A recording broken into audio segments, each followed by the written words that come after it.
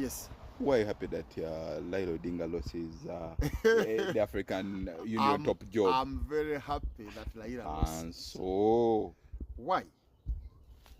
If Raila won that position in the African Union, that would be the official launching of hypocrisy in East Africa and Africa. It would be a sign that hypocrisy pays. That you betray people, after betraying them, you get a position at the continental level. Because this guy has betrayed Kenyans. This guy, when Kenyans stood up and protested against William Ruto so that he must go, this guy came and gave William Ruto a hand. That's Simanyi best government. This guy has destroyed Kenya's parliament. In Kenya, there is no opposition now. There is no opposition. They are all the same. This guy spearheaded the unlawful impeachment of Gachagua to destroy the rule of law in East Africa and Kenya. So I think Raila's defeat was a very big success to principled minds in the region, to principled mind in the community.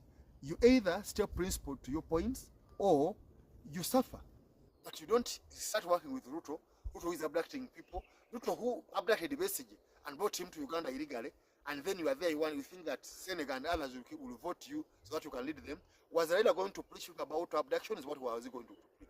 So that's why you are very happy that Raila lost. But this guy is your fellow East African. Yes. Why happy then? But even the Djibouti guy is a fellow African. But this one is the East African, fellow East African. If he was a fellow East African, he would mind so much about the human rights of Africans. He would be holding Ruto accountable for people he killed. He would be holding Ruto accountable for abducting Besigye. Besigye campaigned for Raila many times, but Raila is silent. Let him be defeated. Don't forget, we are going to Rwanda, East African Court of Justice Station this month, and our fundraising is via 0701 881231 and 78763086.